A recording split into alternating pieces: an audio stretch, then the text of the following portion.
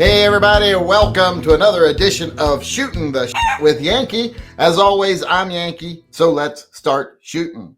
Today, I want to know a little something about you and how you prepare. I want to know what scenario out there, what self-defense survival scenario influences you the most when it comes to being prepared, carrying, etc. Are you worried about natural disaster and being separated from home where you would need a weapon that could get you home? So you keep something in your trunk that's more than what you just carry. Maybe you have an extra gun in case you have to arm a friend or, a cooperator, someone that helps you. Do you worry about being downtown and get stuck in a mob, a riot, and they come to your car and they start trying to attack you, drag you out? What do you worry about things like, do you worry about things like home invasion, mass shooting, vehicle attack, because these things that you worry about, they really influence how you carry and what you carry. And I kind of want to have a little insight into that because it's so, if I said, well, my biggest thing is I'm afraid I'm going to go out and I'm going to be attacked by a polar bear. Well, then I'm probably going to carry a 454 Casull or something, not a 9mm. If I say, well, I'm afraid I'm going to be in my car and I'm going to be attacked by 30 people in a mob, well, then I probably going to want something higher capacity that also can penetrate the glass well, because I might have to shoot from inside my car. If I'm worried about vehicle attack, I'm going to want something that goes through windshields. So, there's all kinds of things about what you're worried about that influences what you carry and how you carry. Now, me personally, to start us off, one of the things I am concerned about, and because it is a growing threat, not something that's likely to happen to you, but still a growing threat, is a vehicle attack. A lot of people are realizing much easier just get behind the wheel of a rented truck. You take out more people easier, and they don't see it coming. So I worry about that. So when I choose my firearm, you'll hear me often talk about hard barrier penetration. I want something that not only penetrates a windshield or car door, but then maintains integrity of the round and trajectory of the round. That's very important. A lot of rounds will make it through, but then they're almost ineffective on the other side. So I want something that will penetrate a car door or a windshield, similar with things like being in the mall. If I end up having to find a fortified position and hunker down because I don't have a clear way out, I want something that will be able to take down light body armor or will be able to take someone out if they decide to get behind a garbage can or they're behind a piece of plate glass. I can still shoot through it. I don't want to be at a disadvantage. So that's why I worry so much about hard barrier penetration. So let's go over and see what other people have to say now that I've told you what I worry about, and see what we got going on over here. We got Felice Shanice. Says foreign paratroopers dropping into my schoolyard. Well, yeah, that people will act like, well, that's not very likely to happen.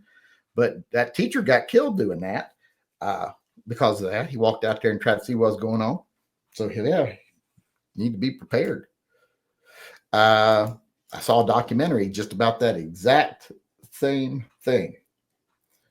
Ghost Shadow says, dumb ass cops raiding the wrong house. That is becoming more and more a threat. You just wake up in the middle of the night and your house is being assaulted. And you've never done anything wrong. They're just at the wrong address because they even did it once to a family to look for a guy they already had in custody for 3 days. So, yeah, they don't know what the fuck they're doing. They're more anxious to play cowboy and to play super cop, cosplay than they are to actually worry about whether they're doing something right.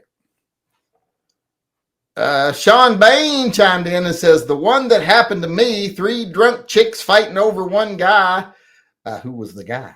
I carry John lethal as well. Well, poor John. I don't know why you'd be lethal to him. He said it was 3 chicks fighting. Yeah, I don't worry about if 3 chicks are fighting over a guy, let them fight. I don't care. I'll watch, but you never did mention who they were fighting over. I guess it was John. So you figured if you killed John, that would solve the problem. Auditing 2 says getting robbed at work should go break the rules in deep carry. Well, it depends what you do for work, I guess. But I would want to be carrying. Like if I was working as a convenience store worker that worked nights and all this other stuff, or a delivery driver, I definitely would be freaking armed. I'm not doing that stuff unarmed. All right, let's move on here. Dale Rickety said, like Ghost Shadow, cops raiding the wrong house. Yeah, that's getting to be more and more of a problem. Like I said, as cops are more and more anxious to play pretend SWAT, they are less and less careful about what they're doing because they jump at every chance. John M. Mandrick says, earthquake is most likely for me, if bad enough, and a tsunami going to be hard to get through that. Well, I mean, tsunamis are easy to survive as long as you're up higher than the tsunami. Earthquake's a little different, but you know, a tsunami after an earthquake, if you've already survived the earthquake, the tsunami is not really that big a threat unless you're stupid enough to be like, hey, let's stand on the beach and watch the tide go out. It's going out really fast. But yeah, and getting home, that would be a thing. If you were at the beach when it happened, you know, head for high ground immediately and hope you can get out of there. That's why I said I got a friend who keeps a mountain bike on his truck, simply because he's afraid he'll get somewhere and get stuck and he won't be able to get home with his vehicle. So he wants his mountain bike so he can get home to his family. And it's happened to us before. We were out camping one time. It flooded.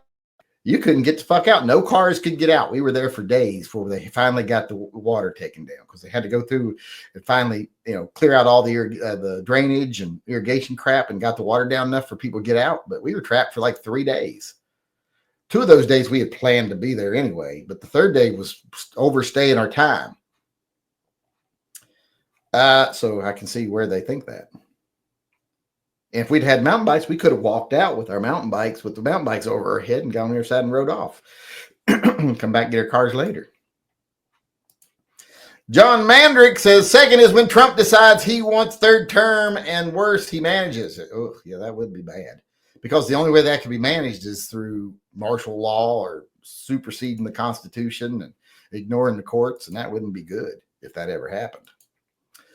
Edgar Cortez says, an unexpected robbery or attack against me or another innocent person while out in public. The good old-fashioned mugging scenario. And that's, you know, the easiest one I think to prepare for. You know, the hard part is, you know, you got to kind of that mindset of, you know, when do you just give them your wallet and when do you try to fight back? You know, if someone jumps out of the bushes and they got a gun pointed at you and they're like, give me your wallet. When do you give them your wallet? And then if you just, you know, if you think they're going to threaten you further, you might have to act further, but generally on a crime of that, like that. But what if it's just that, you know, they're just out to beat somebody? Because that happens too. I was the victim of a kid trying to get into a gang in downtown Portland once. He tried to hit me with a bike chain. He caught me a little bit, but not too bad. And then he got infected. It was horrible. But yeah, sometimes people are just out to hurt someone just randomly, maybe for an initiation or something. They're not always property crimes. Paul B, public event, lots of people, and add one crazy. Yeah, that's bad because hell, what you would need is always stay close to the outer perimeter and always have a way out or a place to go. Like if you're at a concert and you're in the front row and you think, oh my God, someone might come in and start shooting, pay attention to how you would get across that little barrier and under the stage. There's always a way out back there. You know, don't be trying to run for the exits when you ain't got much chance of getting to an exit if someone's trying to sniper you. Find a way. That's like some of those people survived that concert shooting. A lot of people that survived that were up front, they got under the stage and went out that way. So always have an out plan if you're going to, or stay to the outer sides where you're close to the exits. And be able to hunker down if you got to. Like if you're one of those people in that movie theater and you're like, I can't make a run for it because he's going to shoot me if I make a run for it. Well, you could be down behind the seat and be getting a bead between the seats yourself and be able to fight back.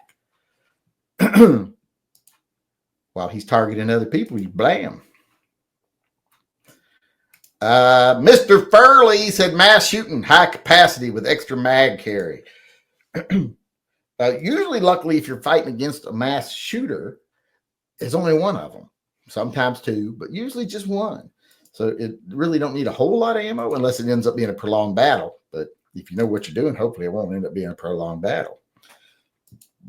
Ghost Shadow, unrest in town, and I carry 2 with 132 rounds of ammo. Yeah, he's a little crazy. Well, your town ain't even big. Well, you carry enough rounds to shoot everybody in town or something. I got to be careful. Can't be too careful. We got to have a round for everybody. Well, not, 2-year-olds, of course. They're not going to come at you. You can't train 2-year-olds even to be in like an army or something because they just don't take direction well. It's like herding cats. We got one last person weighing in here on our topic, and it is Mad Dog.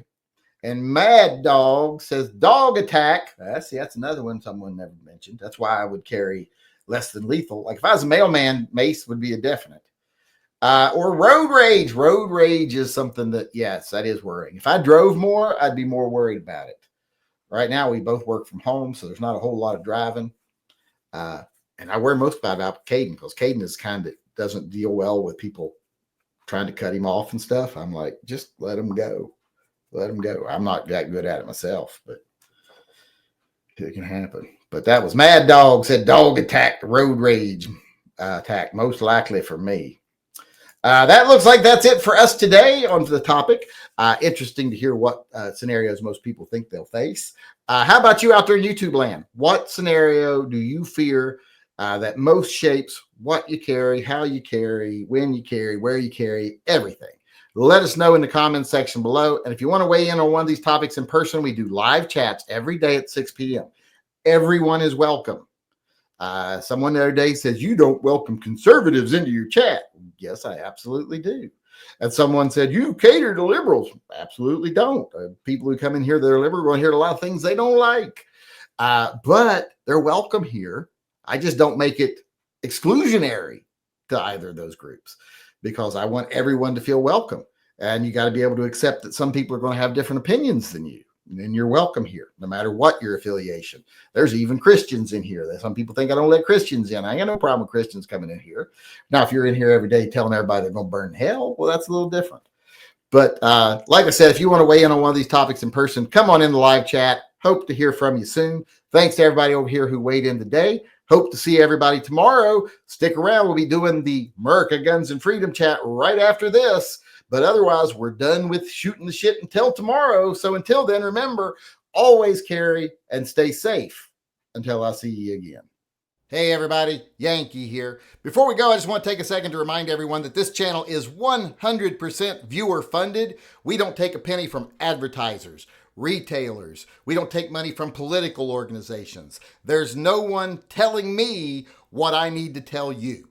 Everything that we do is done through the generosity of our viewers, either buying merchandise or becoming a patron or a Subscribe Star member. You're all the ones that support Pets and Vets and TYMP. And that's the reason I can stay true to myself and loyal only to the people who watch my channel. And I can spend my time talking about what I want to talk about, telling what I think needs to be said, and giving you my uncensored take on things I think you need to hear. So if you'd like to help keep things that way, please support the channel by becoming a patron, a Subscribe Star supporter, or just going over to my web store and buying some merch. The links are all in the upper corner of this video.